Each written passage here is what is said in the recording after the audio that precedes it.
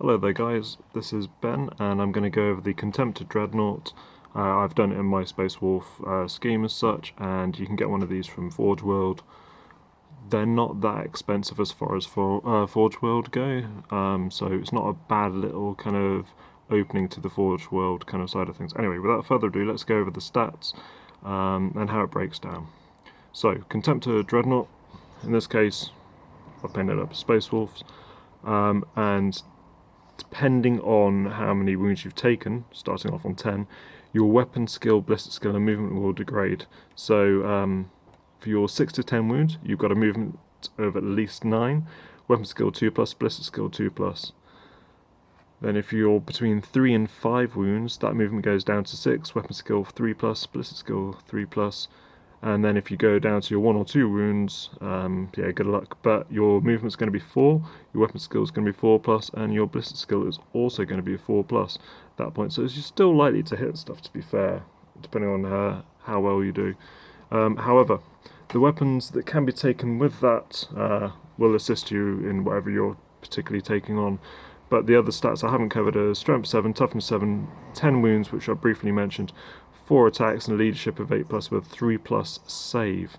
Now for the contemptor dreadnought, in the codex itself, you are permitted to take it with a combi bolter, multi-melter, assault cannon, and a dreadnought close combat weapon. I've fitted mine with the one that comes as stock from Forge World, just so the claw as such. However, I also chose not to fit it with the combi bolter, multi-melter, or the assault cannon, which is in the codex. So I will probably be only using mine as a standard dreadnought that looks a little bit different, considering I've given it the twin-lit las cannons, which you can see coming around now.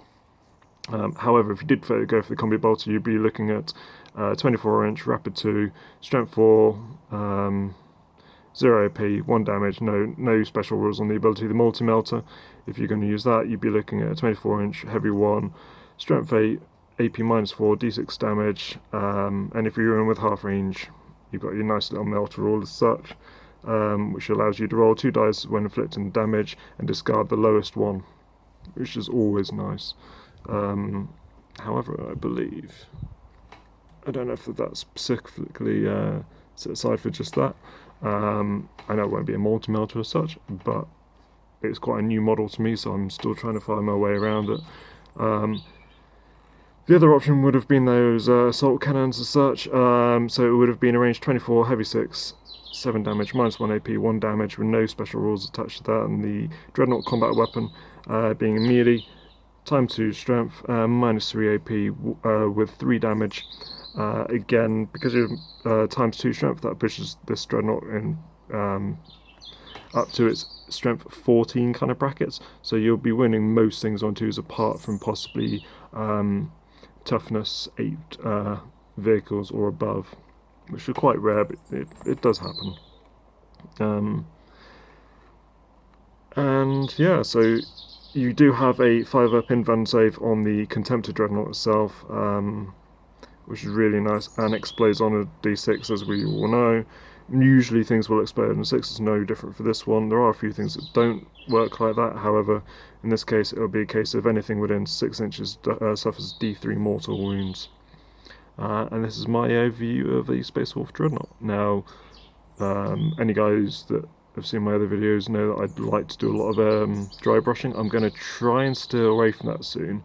Looking at later on in the year, maybe getting an airbrush and going over things that way, but I will revert back to a bit of dry brushing, I think, because I can't help it. I'd like doing it, and yeah, I find it quite therapeutic and also quite easy. Anyway, right, hope this guys has helped you out a little bit.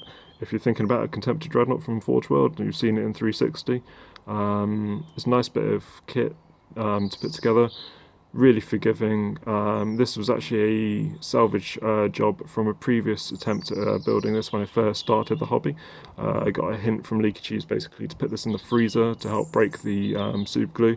That is a really good way of doing it if you've not got any other means. However, there are also debonders out there as well, but again, this was chunky enough for it not to be such an issue. And I'd just like to say thank you to Leechies for the advice on how to break that up a bit, and it worked out fine. Okay, thank you very much. Have a good day, guys.